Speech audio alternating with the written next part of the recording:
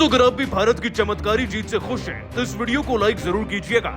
दोस्तों सांस रोक देने वाले अंतिम ओवर का रोमांच आपको दिखाने जा रहे हैं, जब पांड्या की होश उड़ाने वाली चतुराई और अक्षर की प्रेजेंस ऑफ माइंड से भारत ने हारे हुए पहले टी20 मैच को जीतकर अपने नाम कर लिया।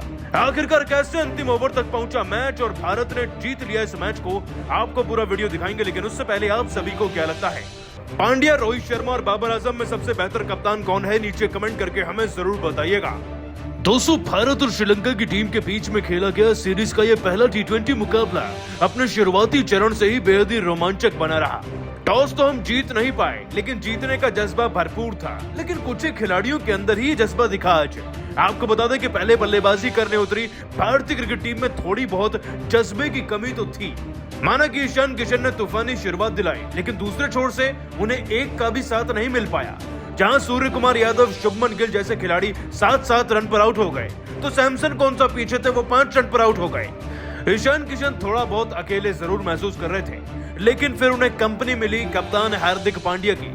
कैप्टन ऑफ द शिप यानी कि हार्दिक पांड्या ने दोस्तों जब ईशान के साथ जोड़ी बनानी चाहिए, तो दोनों खिलाड़ियों ने बड़ी सहजता से भारतीय क्रिकेट टीम को आगे बढ़ाया। इस बीच ईशान के बल्ले से 4 छक्के निकले और 37 रन वो बनाकर गए, और दोस्तों पांड्या भी 29 रन बना गए बड़ी जिम्मेदारी से। लेकिन जब वो गए तो 15वें ओवर में हमारे 5 विकेट गिर गए थे, वो भी 100 रन के दायरे के अंदर। यहाँ से दोस्तों भारतीय क्रिकेट टीम की बल्लेबाजी की कमान को संभाला अक्षर पटेल व दीपक हुड्डा ने। तारीफ बनती है इन दोनों की, दोनों ऑलराउंडर हैं और दोनों ने अपनी काबिलियत को आज पूरी दुनिया के सामने वानखेड़े में रखा। जहाँ दोस्तों दीपक हुड्डा ने 4 गगनचुंबी छक्के लगाए, एक शानदार चौका जड़ा और मात्र 23 गेंदों के अंदर ही 41 रन की नाबाद पारी खेली, तो अक्षर भी पीछे नहीं थे।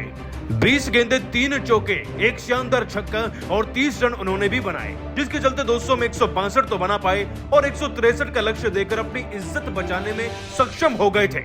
लेकिन दोस्तों 163 के लक्ष्य को देखकर कोई भी खुश नहीं था, क्योंकि ये वानखेड़े का मैदान है और यहाँ पर डिफेंड करने वाली टीमें बहुत किस्मत से ही जीतती हैं। लेकिन किसे पता था भारतीय गेंदबाज ना इसे डिफेंड करेंगे, बल्कि मुकाबले को अंतिम ओवर तक ले जाने का सामर्थ्य रखते भी हैं और इसे अंतिम ओवर तक लेकर भी जाएंगे। दोस्तों पांड्या ने बड़ा यूनिक कॉम्बिनेशन सेलेक्ट किया था, जहां उन्होंने शुभमन गिल का डेब्यू कराया। लंबे अरसे के बाद शिवम मावी को भी मौका दिया और ये मौका उन्होंने भुनाया भी। पारी के दूसरे ओवर में दोस्तों शिवम मावी ने अपनी रफ्तार का इस्तेमाल कर निशंका को मात्र 1 रन पर क्लीन बोल्ड कर दिया था। और ये खिलाड़ी केवल यही नहीं रुका, दोस्तों पारी के चौथे ओवर में जब इन्हें मौका मिला तो इन्होंने एक और बड़ा विकेट भारत को लेकर दिया। इस बार ये नाम था धनंजय डिसिल्वा का, जो भी 6 गेंद में मात्र 8 रन बना ही पाए थे। दोस्तों वो भी इनकी गेंद पर कैच आउट हुए। इसके बाद दोस्तों भारतीय गेंदबाजों के विकेट लेने में लगभग 3 से 4 ओवर का अंतर जरूर आ गया, लेकिन हौसले नहीं टूटे थे। पारी के 8वें ओवर में विकेट लेने के सिलसिले को फिर से शुरू किया उमरान मलिक और उनकी रफ्तार ने। 8वें ओवर की 5वीं गेंद को एक back of the length delivery में तब्दील करते हुए उमरान ने दोस्तों असलंका का विकेट क्या दिलाया। फिर से भारतीय क्रिकेट टीम की गाड़ी चल पड़ी। ईशान किशन ने भी एक अद्भुत कैच पकड़ा था, लेकिन 2 खिलाड़ी बड़े अच्छे तरीके से बैटिंग करके गए, कुशल मेंडिस और शनाका। लेकिन दोस्तों की इससे पहले कि कुशल मेंडिस कुछ बड़ा कर पाते, पारी के 9वें ओवर में उन पर लगाम लगाई फिर हर्षल पटेल ने। 25 गेंदों में 28 रन लगाकर दोस्तों कुशल मेंडिस 25 गेंदों में 28 रन लगाकर पूरी तरीके से सेट थे। उन्हें आउट करने के कई प्रयास किए गए, लेकिन सब विफल रहे। लेकिन 9वें ओवर की दूसरी गेंद पर स्वीप कवर में दोस्तों जब सैमसन ने उनका अद्भुत कैच पकड़ा, तो आखिरकार इस बड़े खिलाड़ी का शिकार हो ही गया और हर्षल ने इनका विकेट लेकर भारत का जबरदस्त कमबैक कराया।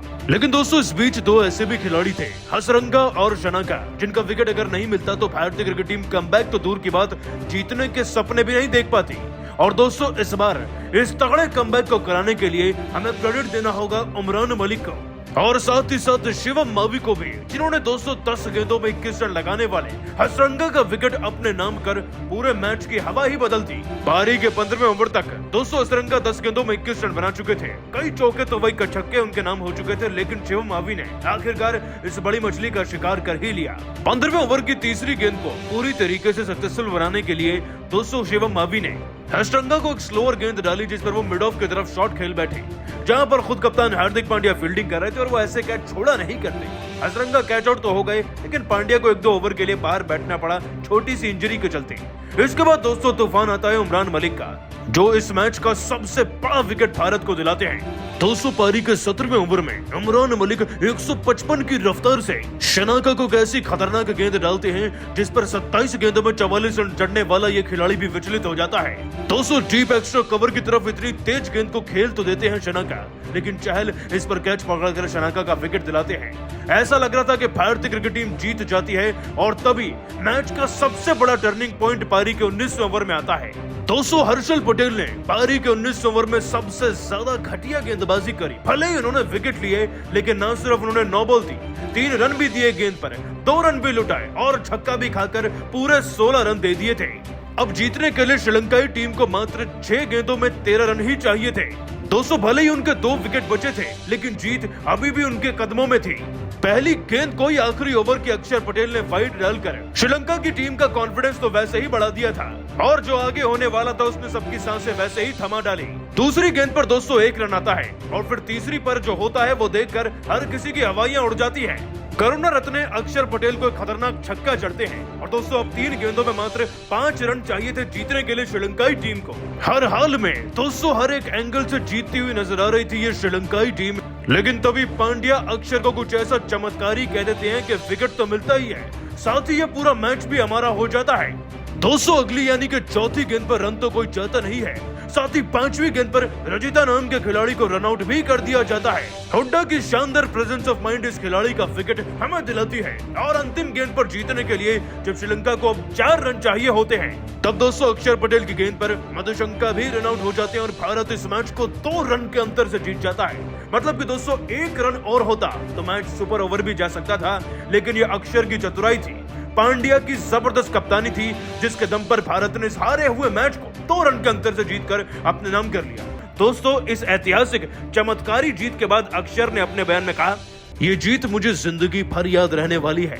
हर एक खिलाड़ी ने अपनी जी जान एक करके ऐसा प्रदर्शन करके दिखाया जो शायद T20 के इतिहास में तो मैंने कभी नहीं देखा। जिस अंदाज में सबने बल्लेबाजी करी और फिर गेंदबाजों ने भी वानखेड़े जैसे मैदान में लक्ष्य को डिफेंड करने का साहस दिखाया, वह वाकई में सराहनीय है। ये जीत हर किसी के नाम है। दोस्तों इसके बाद जब अक्षर से पूछा गया कि पांड्या ने आपसे ऐसा क्या कहा था कि आपने मैच ही जिता दिया, तो हंसकर अक्षर बोले, जब आपको अंतिम ओवर दिया जाता है तो टीम को जिताने के अलावा आपके पास और कोई ऑप्शन नहीं होता।